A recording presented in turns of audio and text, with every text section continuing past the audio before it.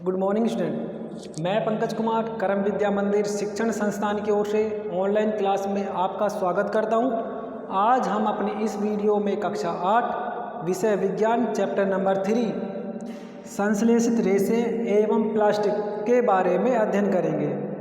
आज की वीडियो में इस चैप्टर से संबंधित कौन कौन से टॉपिक पढ़ेंगे, प्लास्टिक एवं संश्लेषित रेशों के बारे में जानकारी पढ़ेंगे, बहुलक एवं संश्लेषित रेशों के प्रकारों के बारे में पढ़ेंगे, प्लास्टिक के बारे में अध्ययन करेंगे, प्लास्टिक के अनुप्रयोगों के बारे में अध्ययन करेंगे और 4R तकनीक के बारे में अध्ययन करेंगे। नया चैप्टर है, बोर्ड परीक्षा के लिए बहुत ही महत्वपूर्ण चैप्टर है, तो आप भी इस चैप्टर को मेरे साथ अच्छे से समझें और उन्हें नोटबुक में नोट करें। सबसे पहले अपना जो टॉपिक होगा वो होगा प्राकृतिक एवं संश्लेषित रेशे। क्या होते हैं प्राकृतिक रेशे, क्या होते हैं संश्लेषित रेशे, चलो इनके बारे में हम जानकारी प्राप्त करते हैं। प्राकृतिक एवं संश्लेषित रेशे, सबसे पहले बात करते हैं प्राकृतिक रेशे क्या होते हैं और कहाँ से प्राप्त होते हैं। वे रेशे जो हमें प्रकृति से प्राप्त होते हैं, अर्थात हम कह सकते हैं वे रेशे जो हमें जीव जंतुओं व पेड़ पौधों से प्राप्त होते हैं प्राकृतिक रेशे कहलाते हैं। क्लियर है, अच्छे से आपको समझ में आया होगा। वे रेशे जो प्रकृति अर्थात जीव जंतुओं व पेड़ पौधों से प्राप्त किए जाते हैं प्राकृतिक रेशे कहलाते हैं। जैसे ऊन, जूट, कपास आदि पादपों से जो रेशे प्राप्त होते हैं वो प्राकृतिक रेशे होते हैं। इन रेशों की सहायता से ही हम वस्त्र, दरिये, चादरें आदि का निर्माण करते हैं। अब बात करते हैं नंबर 2 संश्लेषित रेशे। क्या होते हैं संश्लेषित रेशे? वे रेशे जिनको फैक्ट्रियों में रासायनिक प्रक्रियाओं द्वारा बनाया जाता है तो वो संश्लेषित रेशे कहलाते हैं। अर्थात वे रेशे जिनका निर्माण फैक्ट्रियों में रासायनिक प्रक्रियाओं के आधार पर किया जाता है तो वो सभी रेशे संश्लेषित रेशे कहलाते हैं। कौन कौन से रेशे संश्लेषित होते हैं? जैसे रेयॉन, डेक्रोन, आर्लोन एवं नायलॉन, ये चारों एग्जाम्पल संश्लेषित रेशों के होते हैं। तो एक बार दोबारा रिवाइज कर देता हूँ, आपको अच्छे से समझ में आ जाएगा। प्राकृतिक रेशे वे रेशे जो हमें प्रकृति से प्राप्त होते हैं, अर्थात वे रेशे जिनको हम जीव जंतुओं एवं पेड़ पौधों से प्राप्त करते हैं प्राकृतिक रेशे कहलाते हैं। जैसे ऊन, जूट, कपास आदि पादपों से प्राप्त रेशे प्राकृतिक रेशे होते हैं। संश्लेषित रेशे या कृत्रिम रेशे या मानव निर्मित रेशे, तीनों एक ही नाम है। क्या होंगे? वे रेशे जिनका उत्पादन फैक्ट्रियों में रासायनिक प्रक्रियाओं के द्वारा किया जाता है तो वे रेशे संश्लेषित रेशे कहलाते हैं। कौन कौन से होते हैं? रेयॉन, डेक्रोन, आर्लोन एवं नायलॉन, ये सभी रेशे संश्लेषित रेशे होते हैं। आपको अच्छे से समझ में आ गया होगा। तो अब चलते हैं हम दूसरे पॉइंट नंबर 2 बहुलक या संश्लेषित रेशे।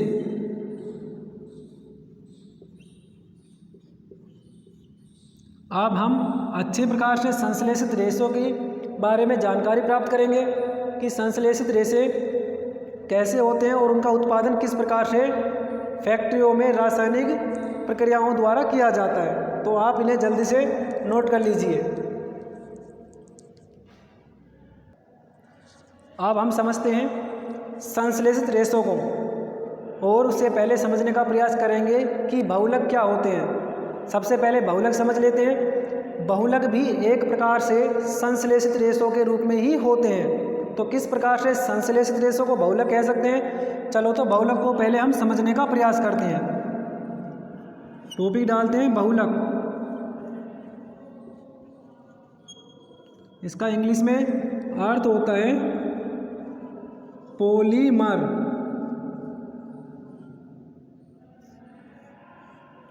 बहुलक को इंग्लिश में क्या बोलते हैं? पॉलीमर। सबसे पहले इसकी परिभाषा लिखते हैं। अनेक छोटी छोटी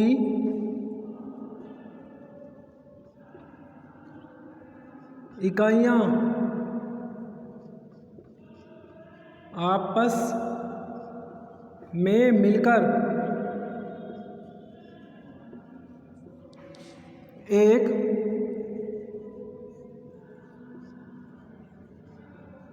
लंबी संरचना का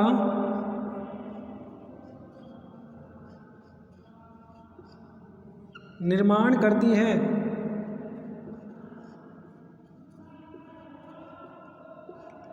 तो उसे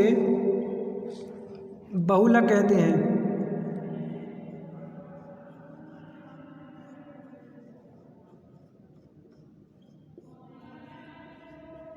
हम सबसे पहले समझना चाहते हैं बहुलक क्या होता है। जब अनेक छोटी छोटी इकाइयाँ आपस में मिलकर एक लंबी श्रृंखला या लंबी संरचना का निर्माण करती है तो वो इकाइयाँ बहुलक कहलाती है।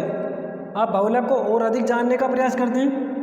बहुलक को अंग्रेजी में पॉलीमर कहते हैं। पॉलीमर कह सकते हैं कि पॉलीमर भी दो शब्दों से मिलकर बना होता है, जिसमें पॉली प्लस मर, पॉली प्लस मर। पॉली का अर्थ होता है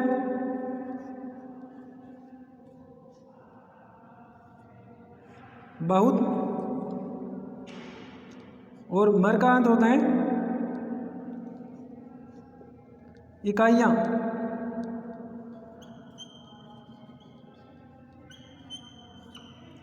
बहुलक या पॉलीमर, पॉलीमर दो शब्दों से मिलकर बना होता है, पॉली प्लस मर, जिसमें पॉली का अर्थ होता है बहुत तथा मर का अर्थ होता है इकाइयाँ। अर्थात जब अनेक छोटी छोटी इकाइयाँ आपस में मिलकर एक लंबी श्रृंखला का निर्माण करती हैं तो वह संरचना बहुलक या पॉलीमर कहलाती है। हमने इसको किस प्रकार से जाना? पॉलीमर को दो भागों में विभक्त किया, पॉली प्लस मर। पॉली का अर्थ होता है बहुत और मर का अर्थ होता है इकाइयाँ। जब बहुत सारी इकाइयाँ आपस में मिल जाती हैं और एक लंबी श्रृंखला का निर्माण करती है तो वो लंबी श्रृंखला क्या कहलाती है? बहुलक कहलाती है। क्लियर है? चलो तो इसे अब हम एग्जाम्पल के रूप में किस प्रकार से समझ सकते हैं बहुलक को। बहुलक को समझने के लिए हम उदाहरण लेते हैं एक माला का, मोतियों की माला का। जिस प्रकार से एक धागे से बहुत सारे मोती आपस में जुड़कर एक माला का निर्माण करते हैं, अर्थात एक लंबी श्रृंखला का निर्माण करते हैं, तो वो सभी श्रृंखलाएं एक बहुलक रूपी श्रृंखला होती है। तो इस प्रकार हम कह सकते हैं कि छोटी छोटी अनेक श्रृंखलाएं जब आपस में मिल जाती हैं और एक लंबी श्रृंखला का निर्माण करती है तो उसे हम बहुलक कहते हैं। बहुलक का अंग्रेजी अर्थ होता है पॉलीमर, जो दो शब्दों पॉली प्लस मर से मिलकर बना होता है, जिसमें पॉली का अर्थ होता है बहुत तथा मर का अर्थ होता है इकाइयाँ। जब बहुत सारी इकाइयाँ आपस में मिल जाती हैं तो एक लंबी संरचना निर्मित होती है जिसे हम बहुलक कहते हैं। बहुलक को हम संश्लेषित रेशे भी कह सकते हैं। चलो तो अब हम संश्लेषित रेशों के बारे में जानकारी प्राप्त करते हैं। आप बहुलक की डेफिनेशन को नोट कर लीजिए।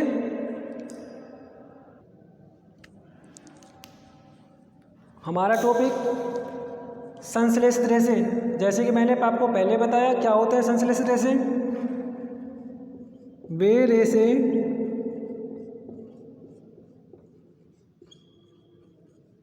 जिन्हें फैक्ट्रियों में रासायनिक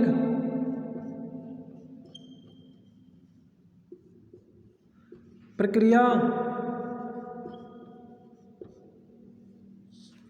द्वारा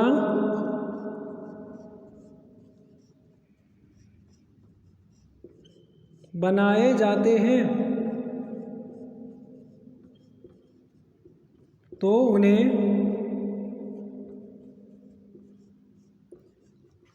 संश्लेषित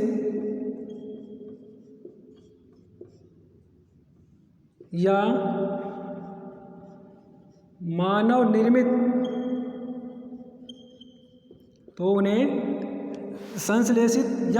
निर्मित रेसे कहते हैं। आप भी परिभाषा नोट कर लीजिए। वे रेसे जिन्हें फैक्ट्रियों में रासायनिक प्रक्रियाओं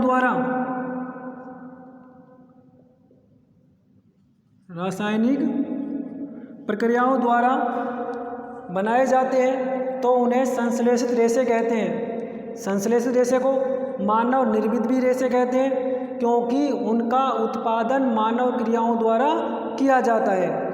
अब उसके एग्जाम्पल कौन कौन से हैं? संश्लेषित रेसे होते कौन कौन से हैं? आज हम अपनी इस वीडियो में कौन कौन से संश्लेषित रेसों का अध्ययन करेंगे। Number 1 rayon, number 2 nylon, number 3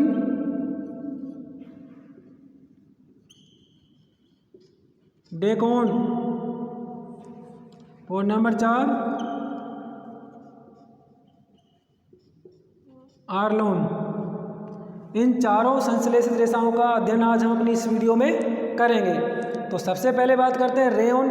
rayon संश्लेषित रेसा तो है, लेकिन इसका उत्पादन किस प्रकार से किया जाता है, चलो इसके बारे में हम जानकारी प्राप्त करते हैं। आप संश्लेषित रेसे की परिभाषा और उसके एग्जाम्पलों को लिख लीजिए।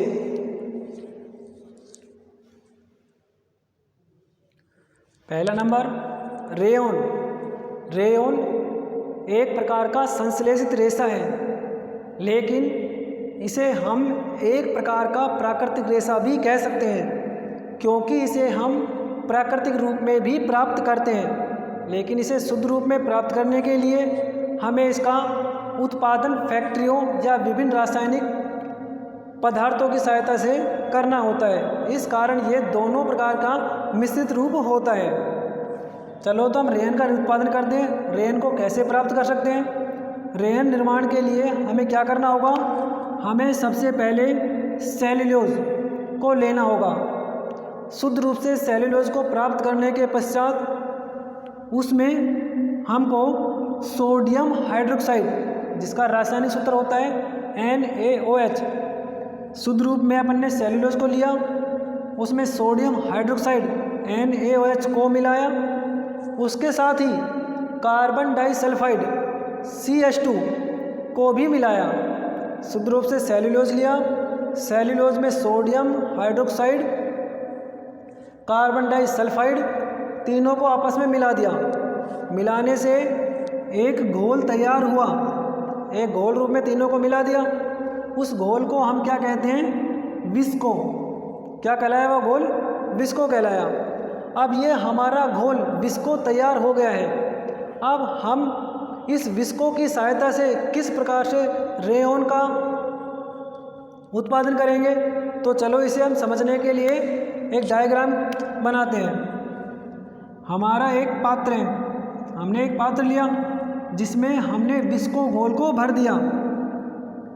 ये हमने विस्को घोल भर दिया। विस्को क्या है? Sodium hydroxide, carbon disulphide plus cellulose का घोल। इसको मैंने इस पात्र में भर दिया।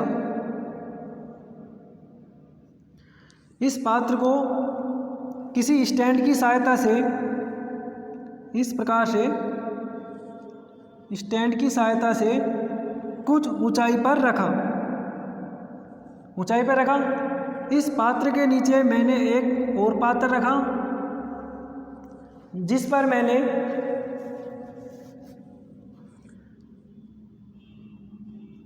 H2SO4 पात्र लिया। पात्र में मैंने विस्को घोल को रखा। इसमें तो मैंने भर दिया विस्को।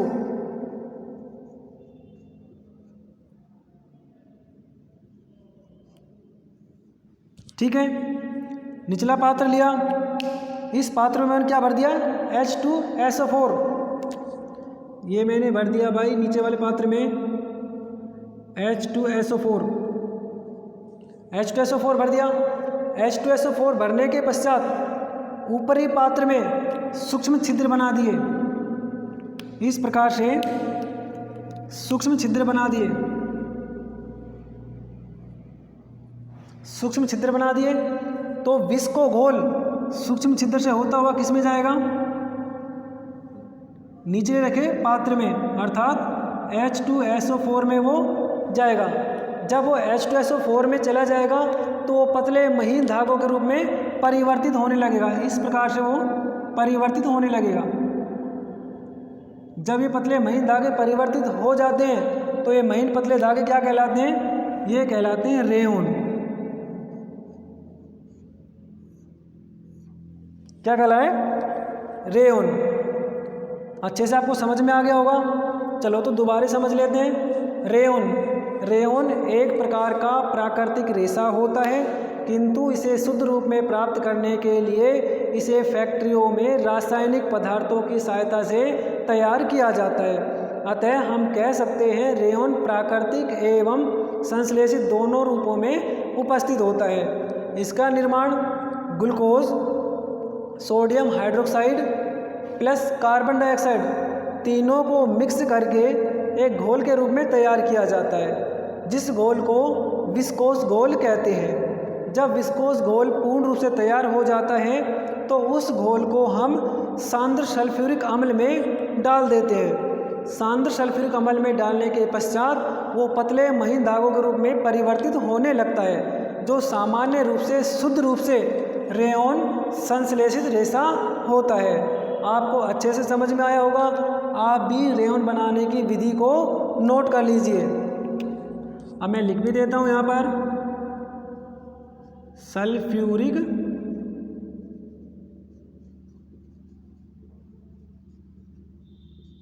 अम्ल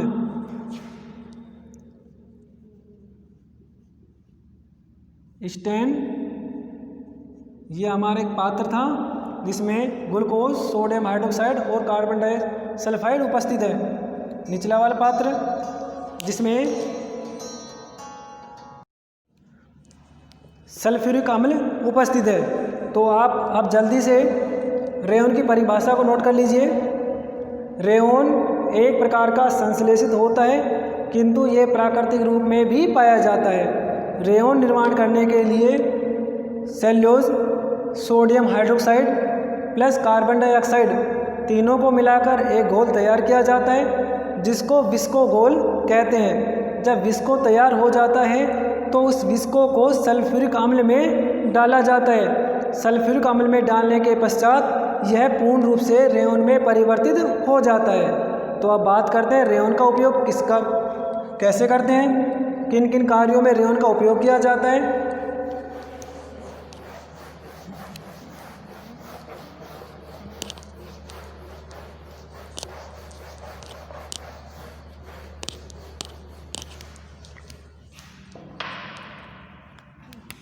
रेयॉन के उपयोग निम्न रूपों में करते हैं। Number 1,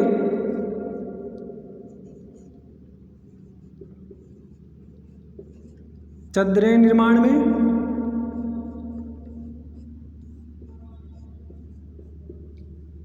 number 2,